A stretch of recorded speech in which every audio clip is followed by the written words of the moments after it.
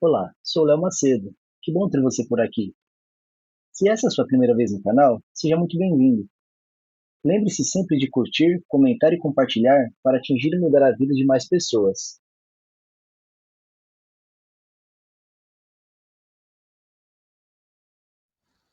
Livro O Poder do Agora, um guia para a iluminação espiritual. Introdução.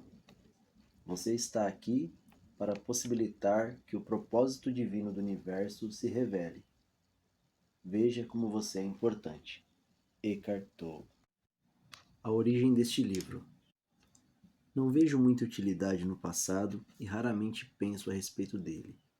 Mas, para que você compreenda a transformação que pode ocorrer na sua vida ao acessar o poder do agora, vou contar como me tornei um mestre espiritual. Até os meus 30 anos, eu era extremamente ansioso, sofria de depressão e tinha fortes tendências suicidas. Hoje, parece que estou falando da vida de outra pessoa. Tudo começou a mudar pouco depois do meu aniversário de 29 anos, quando acordei certa madrugada com uma sensação de pavor absoluto. Não era a primeira vez que eu tinha uma crise de pânico, mas aquela, com certeza, foi a mais forte de todas. Tudo parecia estranho, hostil, absolutamente sem sentido. Senti uma profunda aversão pelo mundo e principalmente por mim mesmo. Qual o sentido de continuar a viver com o peso dessa angústia? Para que prosseguir com essa luta? Um profundo anseio de destruição, de deixar de existir, tinha tomado conta de mim, tornando-se até mais forte do que o desejo instintivo de viver. Não posso mais viver comigo, pensei. Então, de repente, tomei consciência de como aquele pensamento era peculiar. Eu sou um ou sou dois? Se eu não consigo mais viver comigo, deve haver dois de mim, o eu e o eu interior, com quem o eu não consegue mais conviver. Talvez, pensei, só um dos dois seja real. Fiquei tão atordoado com essa estranha dedução que a minha mente parou. Eu estava plenamente consciente, mas não tinha mais pensamentos. Fui arrastado para dentro do que parecia um vórtice de energia. No início, o movimento foi lento, mas depois acelerou. Fui tomado de um pavor intenso e meu corpo começou a tremer. Ouvi a palavra, não resista, como se viesse de dentro do meu peito. Eu estava sendo sugado para dentro de um vácuo que parecia estar dentro de mim e não do lado de fora. De repente, perdi o medo e me deixei levar. Não me lembro de nada do que aconteceu depois. No dia seguinte, fui acordado com um pássaro cantando no jardim. Nunca tinha ouvido um som tão maravilhoso antes. Meu quarto estava iluminado pelos primeiros raios de sol da manhã. Sem pensar em nada, eu senti, soube, que existem muito mais coisas para vir à luz do que nós percebemos. Aquela luminosidade suave que atravessava as cortinas da janela do meu quarto era o próprio amor. Meus olhos se encheram de lágrimas e eu percebi que eu nunca tinha reparado na beleza das pequenas coisas, no milagre da vida. Era como se eu tivesse acabado de nascer de novo. Durante os 5 meses seguintes, vivi em um estado permanente de paz e alegria. Depois, essa sensação diminuiu de intensidade, ou talvez eu tenha simplesmente me acostumado com ela, pois se tornou o meu estado natural. Embora eu continuasse vivendo normalmente, tinha percebido que nada que eu viesse a fazer poderia mudar realmente a minha vida. Eu já tinha tudo o que necessitava. Eu sabia que algo profundamente significativo tinha acontecido, mas não entendia exatamente o que. Só compreendi anos mais tarde, depois de ler muito sobre espiritualidade e de conviver com mestres iluminados. Percebi que eu já tinha vivenciado a transformação que as pessoas tanto desejavam. A pressão interna do sofrimento daquela noite forçou minha consciência a pôr um fim à sua indefinição com a infelicidade com o falso eu interior, amedrontado, que minha mente havia criado para me controlar. Foi uma transformação tão completa que esse eu interior, sofredor, murchou imediatamente, como quando se tira o pino de um brinquedo inflável. O que restou foi a minha verdadeira natureza, a minha presença, a consciência em seu estado puro, anterior à sua identificação com a forma. Mais tarde, aprendi a entrar numa dimensão interior eterna e imortal, que havia percebido inicialmente como um vazio, e a permanecer plenamente consciente assim, alcançando um estado de profunda paz e bem-aventurança. Eu me entreguei completamente a essa experiência e, durante um bom tempo, abri mão de tudo no plano físico. Não tinha mais emprego, casa, relacionamentos, nenhuma identidade social definida. Passei quase 2 anos sentado em bancos de parque num estado de profunda alegria.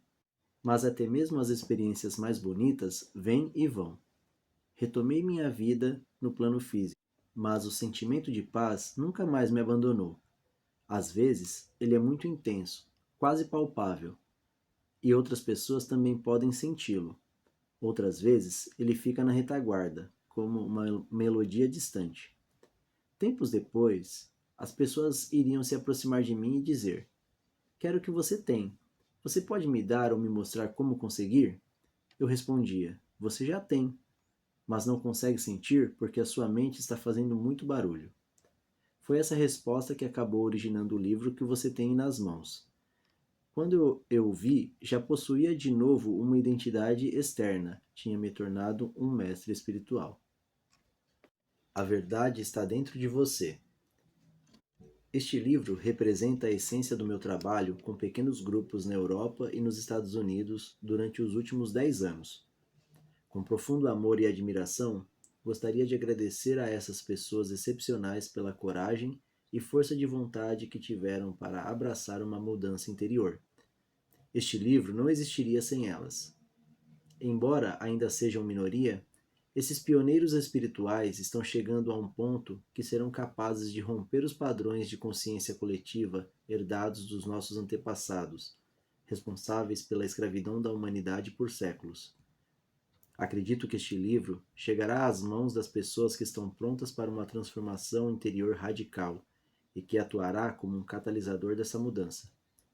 Espero também que ele alcance muitas outras pessoas que achem o conteúdo digno de atenção, embora ainda não estejam preparadas para viver plenamente essa transformação. Talvez mais tarde, a semente plantada com esta leitura se junte à semente de iluminação que cada ser humano traz dentro de si e acabe germinando e florescendo dentro delas. Este livro tem o formato de perguntas e respostas, porque se originou de questões formuladas pelas pessoas que participaram dos meus seminários, grupos de meditação e de sessões particulares de aconselhamento. Como aprendi muito nos encontros, achei que outras pessoas poderiam se beneficiar dessa troca de ideias. Por isso, resolvi transcrever algumas perguntas e respostas quase que textualmente. Também combinei certas questões mais frequentes em uma só e extraí a essência de respostas diferentes para formar uma resposta genérica. Algumas vezes, enquanto escrevia, eu me deparei com uma ou outra questão inteiramente nova, muito mais profunda ou esclarecedora do que as discutidas anteriormente. Outras questões foram formuladas para esclarecer determinados conceitos. Primeiro, vamos tratar da natureza da inconsciência humana, do sofrimento e da ilusão criada pela nossa mente. Vou lhe ensinar a reconhecer o que é falso em você e mostrar como a identificação com este falso eu interior só pode trazer medo e infelicidade. O próximo passo é se libertar da escravidão da sua mente, entrar no estado iluminado de consciência e manter esse estado na sua vida cotidiana. Essa profunda transformação da consciência humana não é uma possibilidade distante no futuro. Ela está disponível agora, não importa quem você seja ou onde esteja. Cada palavra deste livro foi planejada para conduzir você a uma nova consciência, à medida que avançar na leitura. Meu objetivo é levar você comigo a um estado de intensa consciência da presença do agora, de modo a lhe proporcionar um vislumbre da iluminação. Talvez, até que você seja capaz de vivenciar o que estou falando, algumas passagens pareçam repetitivas, mas assim que conseguir, perceberá a grande carga de poder espiritual contida neste livro. O símbolo de pausa, depois de certas passagens, é uma sugestão para que você pare de ler por um instante, relaxe e vivencie a verdade do que foi dito. O significado de certas palavras, como ser ou presença, pode não ser claro à primeira vista, mas continue lendo, porque essas questões serão respondidas mais adiante, ou então vão se tornar irrelevantes à medida que você se aprofundar nos ensinamentos e dentro de você mesmo. A mente quer sempre rotular e comparar, mas este livro trará mais benefícios se você não se apegar às palavras.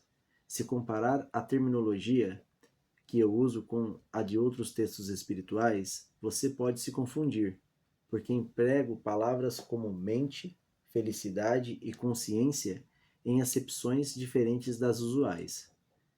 Não leia apenas com a mente. Tome cuidado com o senso de identificação dentro de você. Não há nenhuma verdade espiritual que eu possa lhe contar que já não esteja no seu interior. Só o que posso fazer é chamar a sua atenção para algumas coisas que talvez estejam esquecidas. A sabedoria da vida, antiga, mas ainda assim sempre nova, é então ativada dentro de cada célula do seu corpo. Este livro pode ser visto como uma reafirmação em nossos tempos de um ensinamento espiritual atemporal, a essência de todas as religiões. Essa essência não vem de fontes exteriores, mas sim da verdadeira fonte interior. Por isso, não contém teoria nem especulação. Como estou me baseando nessa experiência interior, vez por outra sou muito incisivo, porque quero atravessar as densas camadas de resistência mental e alcançar aquele lugar no seu interior que você já conhece, como eu conheço, e onde se pode conhecer a verdade ou ao escutá-la. Surge então um sentimento de exaltação e de intensa vivacidade quando algo dentro de você diz: É, eu sei que isso é verdade. Capítulo 1. Você não é a sua mente. O maior obstáculo para a iluminação. Iluminação. O que é isso? Por mais de 30 anos, um mendigo ficou sentado no mesmo lugar, debaixo de uma marquise, até que um dia uma conversa com um estranho mudou sua vida. Tem um trocadinho aí para mim, moço? Murmurou, estendendo mecanicamente seu velho boné. Não, não tenho, disse o estranho. O que há nesse baú debaixo de você? Nada. Isso aqui é só uma caixa velha. Já nem sei há quanto tempo sento em cima dela. Nunca olhou o que ela tem? Perguntou o estranho. Não, respondeu. Para quê? Não tem nada não. Dá uma olhada dentro, insistiu o estranho antes de ir embora. O mendigo resolveu abrir a caixa. Teve que fazer força para levantar a tampa e mal conseguiu acreditar ao ver que o velho caixote estava cheio de ouro. Eu sou o estranho sem nada para dar, que está lhe dizendo para olhar para dentro. Não de uma caixa, mas sim de você mesmo. Imagino que você esteja pensando, indignado, mas eu não sou um mendigo. Infelizmente, todos que ainda não encontraram a verdadeira riqueza, a radiante alegria do ser e uma paz inabalável, são mendigos, mesmo que possuam bens e riqueza material.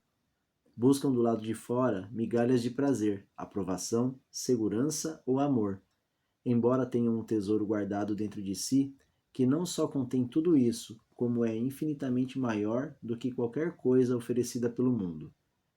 A palavra iluminação transmite a ideia de uma conquista sobre-humana, e isso agrada ao ego, mas é simplesmente o estado natural de sentir-se em unidade com o ser.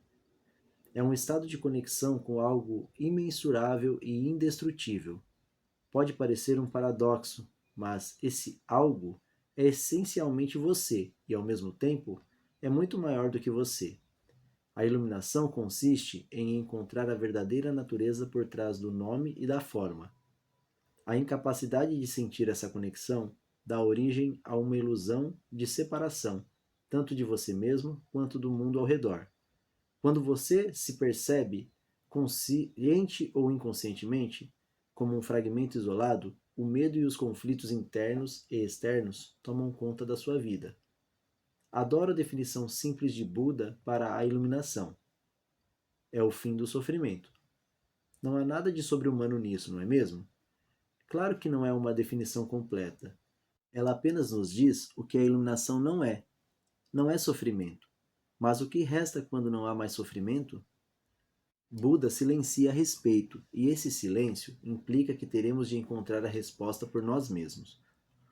Como ele emprega uma definição negativa, a mente não consegue entendê-la como uma crença ou como uma conquista sobre-humana, um objetivo difícil de alcançar. Apesar disso, a maioria dos budistas ainda acredita que a iluminação é algo apenas para Buda e não para eles próprios, pelo menos não nesta vida. Você usou a palavra ser.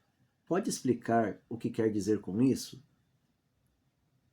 Ser é a eterna e sempre presente vida única, que existe além das inúmeras formas de vida sujeitas ao nascimento e à morte. Entretanto, o ser não está apenas além, mas também dentro de todas as formas, como a mais profunda, invisível e indestrutível essência interior. Isso significa que ele está ao seu alcance agora, sob a forma de um eu interior mais profundo, que é a verdadeira natureza dentro de você. Mas não procure aprendê-lo com a mente. Não tente entendê-lo. Só é possível conhecê-lo quando a mente está serena. Se estiver alerta, com toda a sua atenção voltada para o agora, você até pode sentir o ser, mas jamais conseguirá compreendê-lo mentalmente. Recuperar a consciência do ser e submeter-se a esse estado de percepção dos sentidos é o que se chama iluminação. Quando você diz ser, está falando sobre Deus? Se estiver, por que não diz expressamente? A palavra Deus tornou-se vazia de significado ao longo de milhares de anos de utilização imprópria. Emprego-a ocasionalmente, mas com moderação. Considero imprópria a sua utilização por pessoas que jamais tiveram a menor ideia do reino do sagrado, da infinita imensidão contida nessa palavra, mas que a usam com grande convicção, como se soubessem do que estão falando. Existem ainda aqueles que questionam o termo, como se soubessem o que estão discutindo. Esse uso indevido dá origem a crenças, afirmações e delírios absurdos, tais como o meu ou o nosso Deus é o único Deus verdadeiro. O seu Deus é falso, ou a famosa frase de Nietzsche: Deus está morto. A palavra Deus se tornou um conceito fechado. Quando a pronunciamos, criamos uma imagem mental, talvez não mais a de um velhinho de barba branca, mas ainda uma representação mental de alguém ou de algo externo a nós, e quase inevitavelmente alguém ou alguma coisa do sexo masculino. Tanto Deus quanto ser são palavras que não conseguem definir nem explicar a realidade por trás delas. Ser, entretanto, tem a vantagem de sugerir um conceito aberto. Não reduz o invisível infinito a uma entidade finita. É impossível formar uma imagem mental a esse respeito. Ninguém pode reivindicar a posse exclusiva do ser. É a sua essência, tão acessível como sentir a sua própria presença, a realização do eu sou que antecede o eu sou isso ou eu sou aquilo. Portanto, a distância é muito curta entre a palavra ser e a vivência do ser. Qual o maior obstáculo para vivenciar essa realidade? Identificar-se com a mente, o que faz com que estejamos sempre pensando em alguma coisa.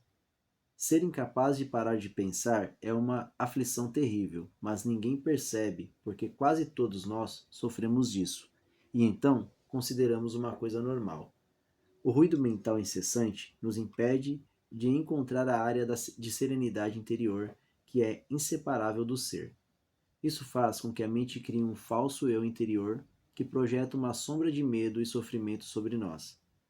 Examinaremos esses pontos detalhadamente mais adiante. O filósofo Descartes acredita ter alcançado a verdade mais fundamental quando proferiu sua conhecida máxima: penso, logo existo. Cometeu, no entanto, um erro básico ao equiparar o pensar ao ser e a identidade ao pensamento. O pensador compulsivo, ou seja, quase todas as pessoas, vive em um estado de aparente isolamento em um mundo povoado de conflitos e problemas. Um mundo que reflete a fragmentação da mente em uma escala cada vez maior. A iluminação é um estado de plenitude, de estar em unidade e, portanto, em paz. Em unidade tanto com o universo quanto com o eu interior mais profundo, ou seja, o ser. A iluminação é o fim não só do sofrimento e dos conflitos internos e externos permanentes, mas também da aterrorizante escravidão do pensamento. Que maravilhosa libertação! Nos identificarmos com a mente, criamos uma tela opaca de conceitos, rótulos, imagens, palavras, julgamentos e definições que bloqueia todas as relações verdadeiras. Essa tela se situa entre você e o seu eu interior, entre você e o próximo, entre você e a natureza, entre você e Deus.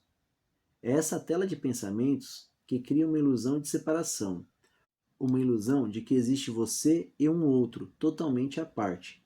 Esquecemos o fato essencial de que, debaixo do nível das aparências físicas, formamos uma unidade com tudo aquilo que é. Por esquecermos, quero dizer que não sentimos mais essa unidade como uma realidade evidente por si só. Podemos até acreditar que isso seja uma verdade, mas não mais a reconhecemos como verdade.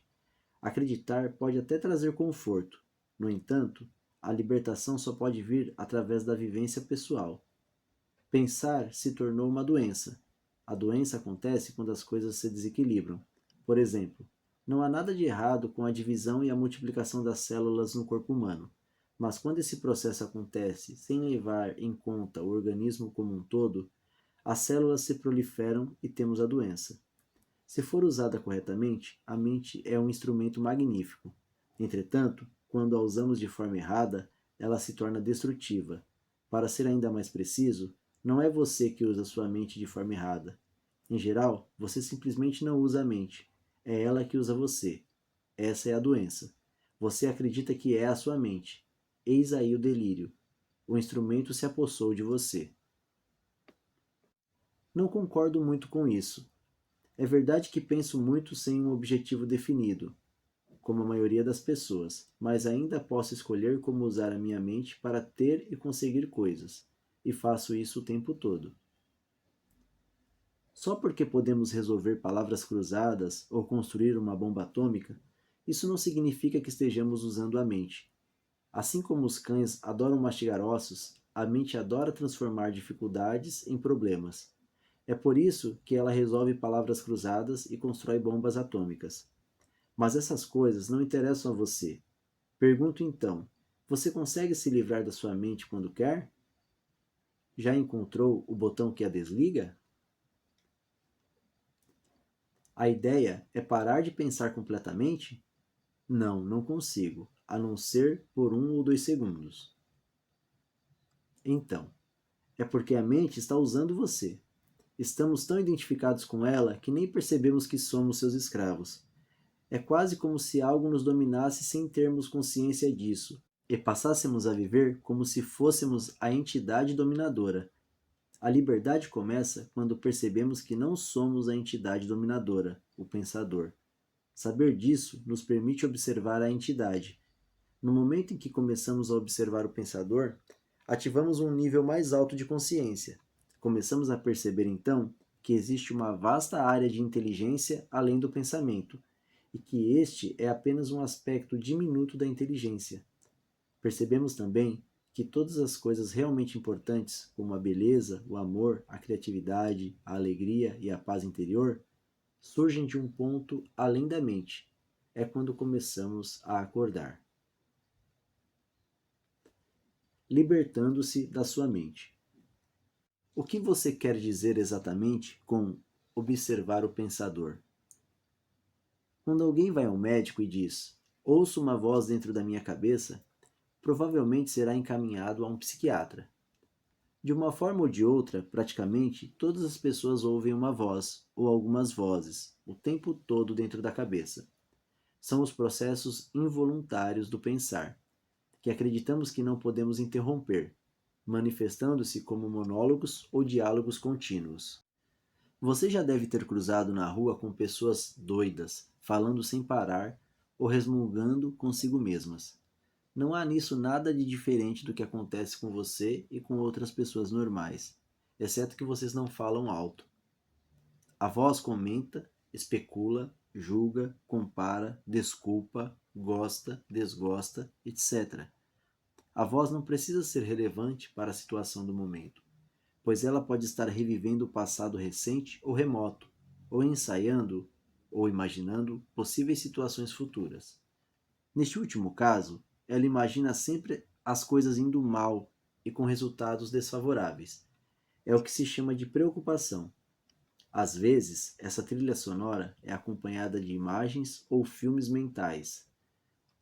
Mesmo que tenha alguma relação com o momento, a voz será interpretada em termos do passado. Isso acontece porque a voz pertence à mente condicionada, que é o resultado de toda a história passada, bem como dos valores culturais coletivos que herdamos. Assim, vemos e julgamos o presente com os olhos do passado e construímos uma imagem totalmente distorcida. Não é raro que a voz se torne o pior inimigo de nós mesmos. Muitas pessoas vivem com um torturador em suas cabeças, que as ataca e as pune sem parar, drenando a sua energia vital. Essa é a causa de muita angústia e infelicidade, assim como de doenças. A boa notícia é que podemos nos libertar de nossas mentes. Essa é a única libertação verdadeira. Dê o primeiro passo neste exato momento. Comece a prestar atenção ao que a voz diz, principalmente a padrões repetitivos de pensamento, aquelas velhas trilhas sonoras que você escuta dentro de sua cabeça há anos. É isso que quero dizer com observar o pensador. É um outro modo de dizer o seguinte: ouça a voz dentro da sua cabeça. Esteja lá presente como uma testemunha. Seja imparcial ao ouvir a voz. Não julgue nada. Não julgue ou condene o que você ouve, porque fazer isso significaria que a mesma voz acabou de voltar pela porta dos fundos. Você logo perceberá: lá está a voz, e aqui estou eu, ouvindo-a e observando-a. Sentir a própria presença não é um pensamento, é algo que surge de um ponto além da mente. Assim, ouvir um pensamento significa que você está consciente não só do pensamento, mas também de você mesmo, como uma testemunha daquele pensamento. Isso acontece porque uma nova dimensão da consciência acabou de surgir. Quando você ouve o pensamento, sente uma presença consciente, que é o seu eu interior mais profundo, por trás ou por baixo do pensamento. O pensamento, então, perde o poder que exerce sobre você e se afasta rapidamente, porque a mente não está mais recebendo a energia gerada pela sua identificação com ela. Esse é o começo do fim do pensamento involuntário e compulsivo. Quando um pensamento se afasta, percebemos uma interrupção no fluxo mental, um espaço de mente vazia. No início, esses espaços são curtos, talvez de apenas alguns segundos, mas aos poucos se tornam mais longos. Quando esses espaços acontecem, sentimos uma certa serenidade e paz interior. Esse é o começo do estado natural de unidade com o ser, que normalmente é encoberto pela mente. Com a prática, a sensação de paz e serenidade vai se intensificar. Na verdade, essa intensidade não tem fim. Você também vai sentir brotar lá de dentro uma sutil emanação de alegria, que é a alegria do ser. Não se trata de um estado de transe, nada disso. Se o preço da paz fosse a perda da consciência e o preço da serenidade a falta de vitalidade e de vivacidade, então não valeria a pena. É exatamente o oposto. Neste estado de conexão interior, ficamos muito mais alertas, estamos presentes por inteiro. Ao penetrarmos mais profundamente nessa área de mente vazia, como ela às vezes é chamada no Oriente, começamos a perceber o estado de pura consciência. Nesse estado, sentimos a nossa própria presença com tal intensidade e alegria que os pensamentos, as emoções, nosso corpo, o mundo exterior, tudo se torna insignificante comparado a ele. No entanto, não é um estado egoísta, e sim generoso. Ele nos transporta para um ponto além do que antes julgávamos ser o nosso eu interior. Essa presença é essencialmente você e, ao mesmo tempo, muito maior do que você. Em vez de observar o pensador, podemos também criar um espaço no fluxo da mente, direcionando o foco de nossa atenção para o agora. Torne-se consciente do momento. Isso é profundamente gratificante de se fazer. Agindo assim, desviamos a consciência para longe da atividade da mente e criamos um espaço de mente vazia, em que ficamos extremamente alertas e conscientes, mas sem pensar. Essa é a essência da meditação.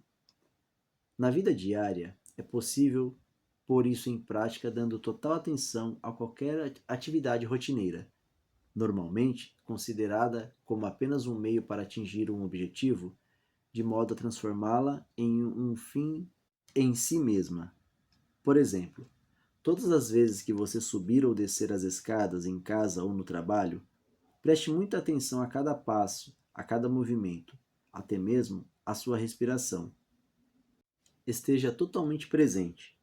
Ou, quando lavar as mãos, preste atenção a todas as sensações provocadas por essa atividade, como o som e o contato da água, o movimento das suas mãos, o cheiro do sabonete e assim por diante.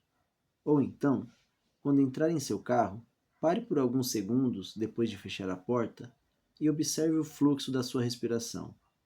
Tome consciência de um silencioso, mas poderoso sentido de presença. Para medir sem errar o seu sucesso nessa prática, verifique o grau de paz dentro de você. Portanto, o passo mais importante na caminhada em direção à iluminação é aprendermos a nos dissociar de nossas mentes.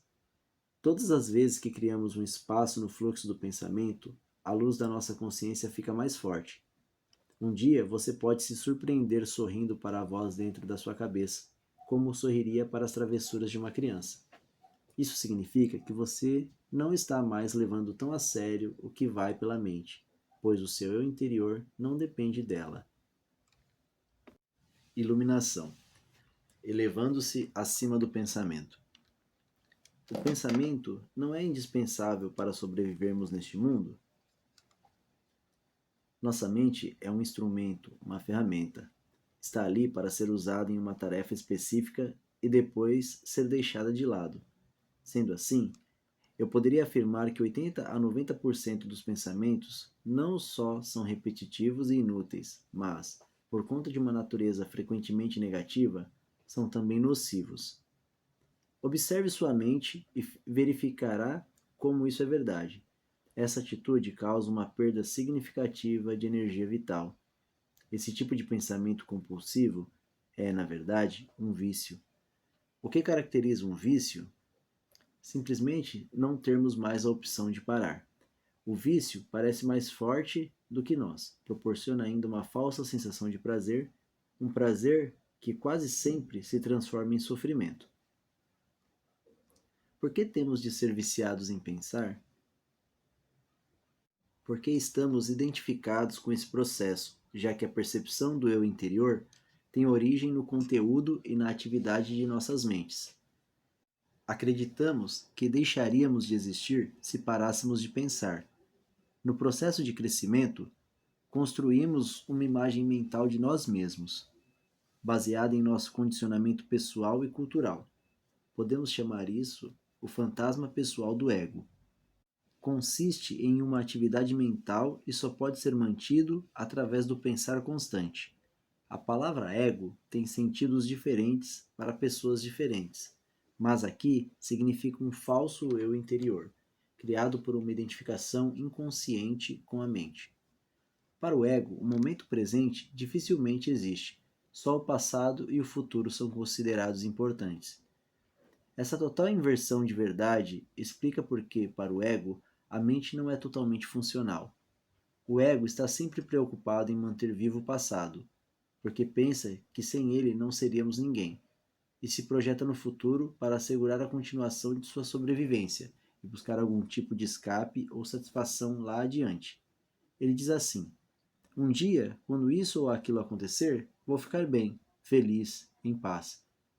Mesmo quando o ego parece estar preocupado com o presente, não é o presente que ele vê, porque constrói uma imagem completamente distorcida a partir do passado. Ou então, reduz o presente a um meio para obter o fim desejado, um fim que consiste em um futuro projetado pela mente. Observe sua mente e verá que é assim que ela funciona. O momento presente tem a chave para a libertação, mas você não conseguirá percebê-lo enquanto você for a sua mente. Não quero perder a minha capacidade de analisar e criticar. Não me importo em aprender a pensar de forma mais clara, com um sentido mais direcionado, mas não quero perder esse dom, que considero o bem mais precioso que temos. Sem ele, seríamos apenas mais uma espécie animal. O predomínio da mente é apenas um estágio na evolução da consciência. Precisamos urgentemente passar ao próximo estágio, senão seremos destruídos pela mente, que se transformou em um monstro. Falarei sobre isso em detalhes mais adiante. Pensamento e consciência não são sinônimos. O pensamento é um pequeno aspecto da consciência. O pensamento não consegue existir sem a consciência, mas a consciência não necessita do pensamento. A iluminação significa chegar a um nível acima do pensamento e não ficar abaixo dele, no nível de um animal ou de uma planta. No estado iluminado, continuamos a usar nossas mentes quando necessário, mas de um modo mais focalizado e eficiente. Assim, utilizando nossas mentes com objetivos práticos, não ouvimos mais o diálogo interno involuntário e sentimos uma enorme serenidade interior. Quando usamos de fato nossas mentes, e em especial quando necessitamos de uma solução criativa, há uma oscilação de segundos entre o pensamento e a serenidade, entre a mente ativa e a mente vazia. O estado da mente vazia é a consciência sem o pensamento. Só assim é possível pensar criativamente, porque somente deste modo o pensamento tem alguma força real.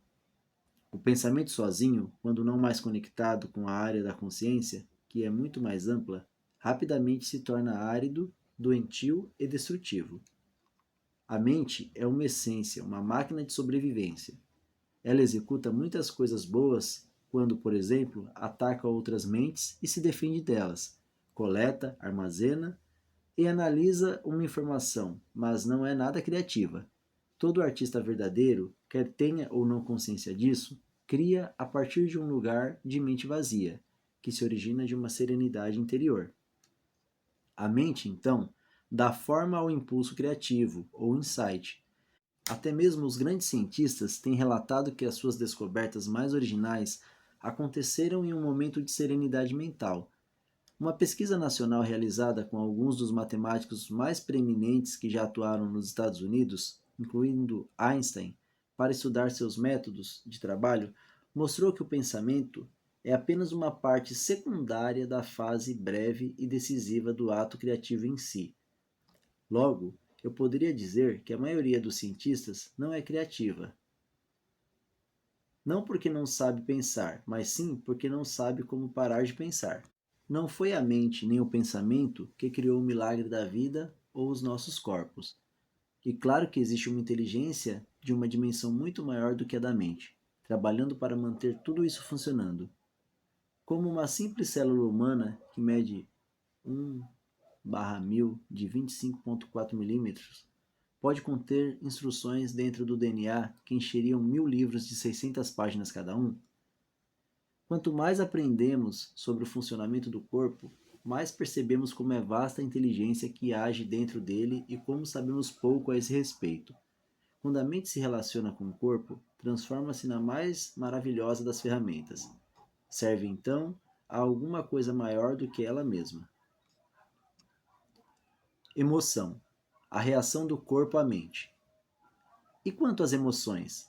Elas me dominam muito mais do que a minha mente. A mente, no sentido em que emprego o termo, não é apenas pensamento, ela inclui nossas emoções, assim como todos os padrões de reações mentais e emocionais inconscientes. A emoção nasce no lugar onde a mente e o corpo se encontram. É a reação do corpo à nossa mente, ou podemos dizer, um reflexo da mente no corpo.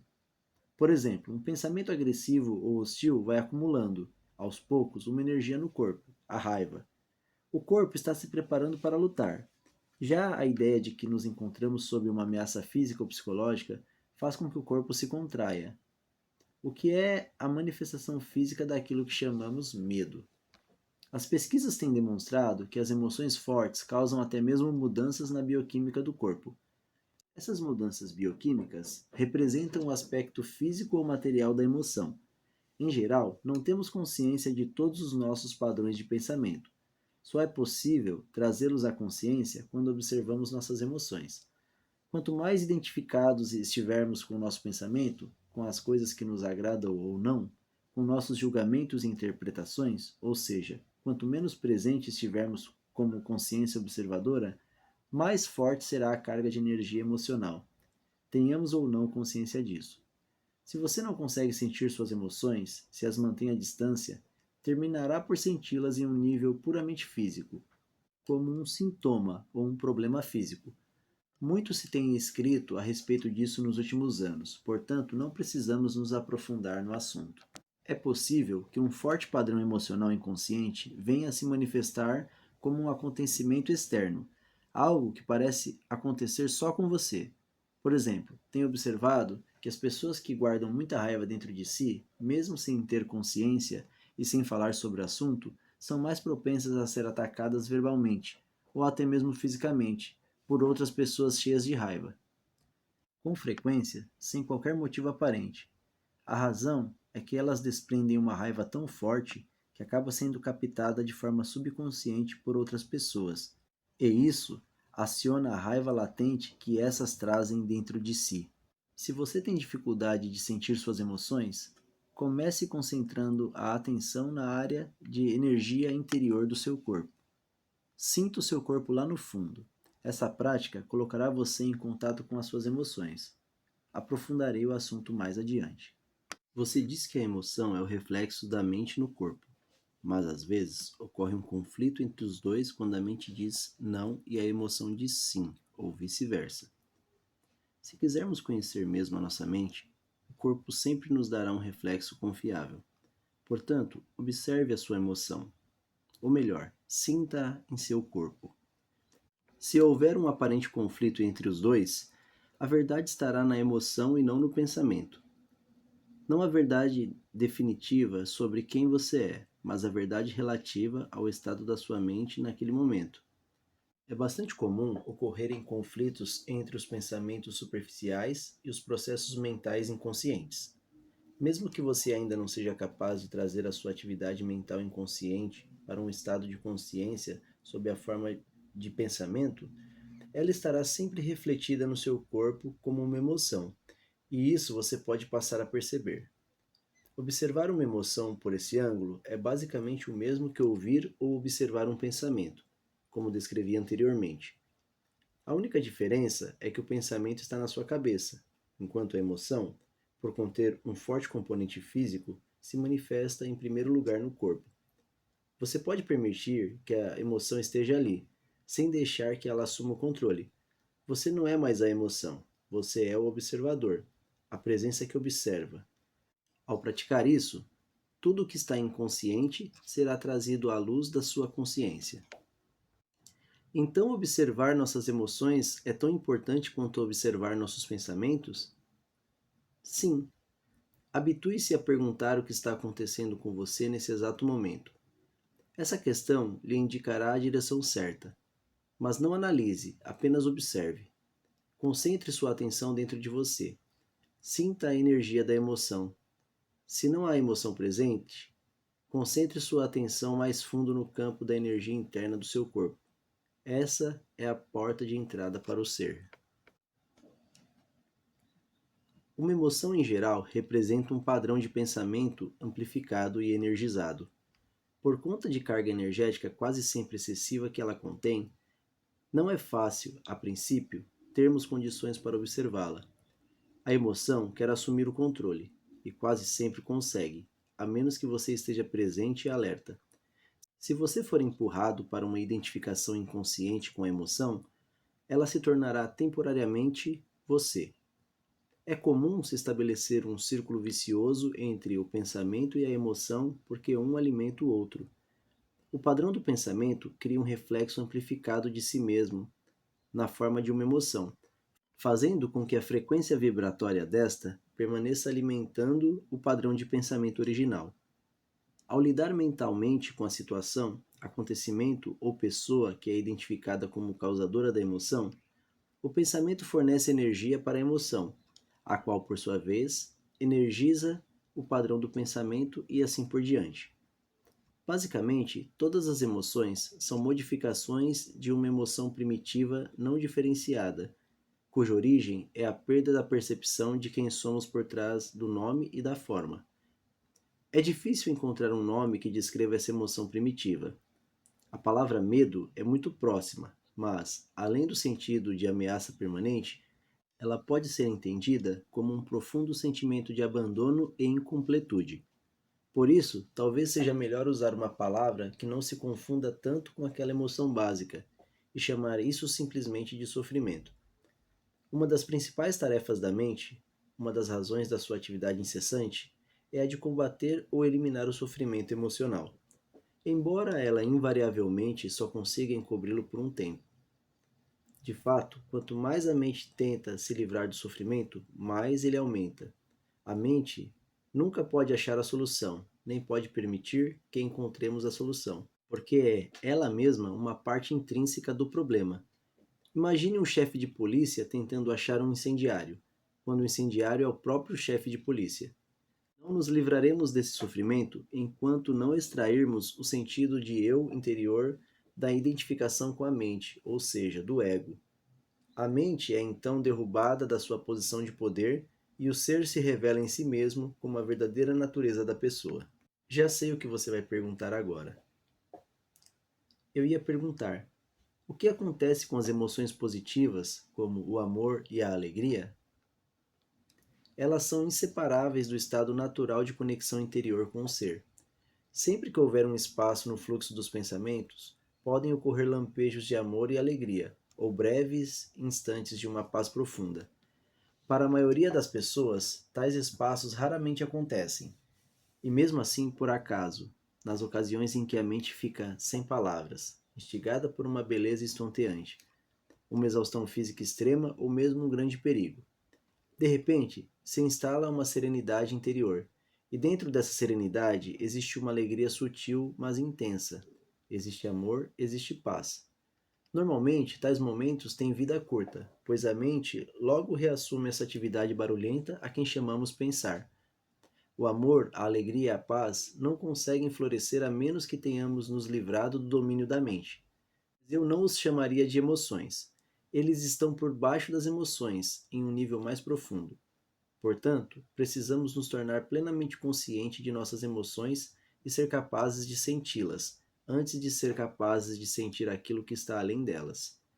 A palavra emoção significa literalmente desordem. A palavra vem do latim emovere, que significa movimentar. Amor, alegria e paz são estados profundos do ser, ou melhor, três aspectos do estado de ligação interior com o ser. Assim, não possuem opositores pela simples razão de que surgem por trás da mente. As emoções, por outro lado, sendo uma parte da mente dualística, estão sujeitas à lei dos opostos.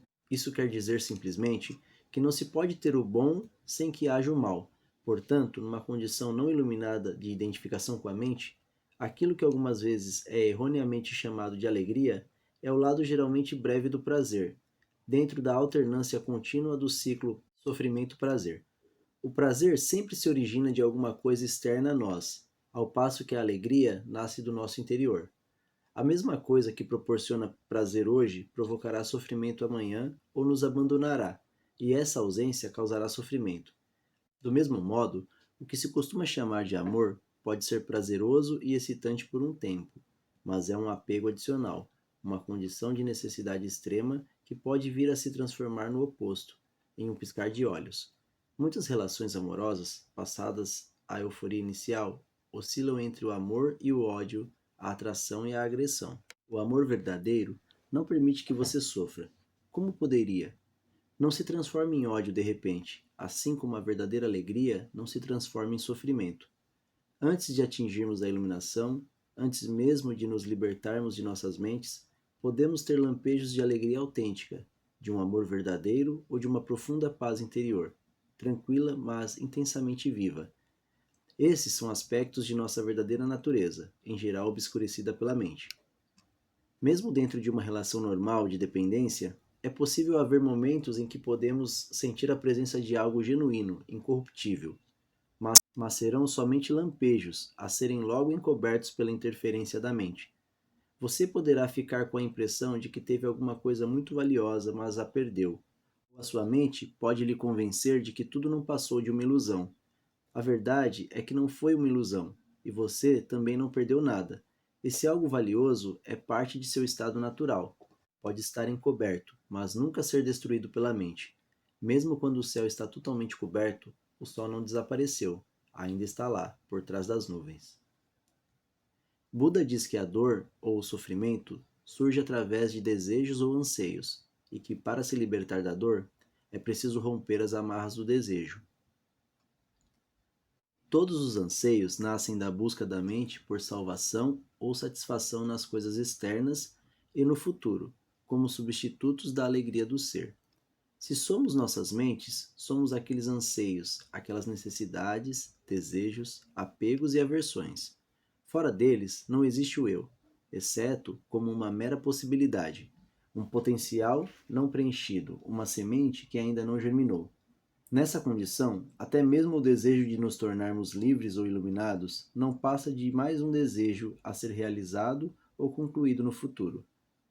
Portanto, não busque se libertar do desejo ou adquirir a iluminação. Torne-se presente. Esteja lá como um observador da mente. Em lugar de citar Buda, seja Buda. Seja o iluminado, que é o que a palavra Buda significa. Os seres humanos têm vivido enredados pelo sofrimento por séculos. Desde que decaíram do estado de graça, penetraram no domínio do tempo e da mente e perderam a percepção do ser. Nesse momento, começaram a se perceber como fragmentos sem sentido em um universo estranho, sem conexão com a fonte e com o seu semelhante. Enquanto estivermos identificados com as nossas mentes, ou seja, enquanto estivermos inconscientes espiritualmente, o sofrimento será inevitável. Refiro-me aqui ao sofrimento emocional, que é também a causa principal do sofrimento físico e da doença. O ressentimento, o ódio, a autopiedade, a culpa, a raiva, a depressão, o ciúme e até mesmo uma leve irritação são formas de sofrimento. E qualquer prazer ou forte emoção contém em si a semente do sofrimento. É o inseparável oposto, que se manifestará com o tempo. Quem já tomou bebidas alcoólicas ou drogas para ficar alto, sabe que o alto se transforma em baixo, que o prazer se torna uma forma de sofrimento. A maioria das pessoas também sabe, por experiência própria, como uma relação íntima pode se transformar de modo fácil e rápido, de fonte de prazer em fonte de sofrimento. Vistas de uma perspectiva mais ampla, tanto a polaridade negativa quanto a positiva são lados de uma mesma moeda. São partes de um sofrimento que está oculto, inseparável do estado de consciência identificado com a mente. Existem dois níveis de sofrimento: o que você cria agora e o que tem origem no passado que ainda vive em sua mente e no seu corpo. Deixar de criar sofrimento no presente e dissolver o sofrimento do passado é sobre isso que desejo falar com você agora.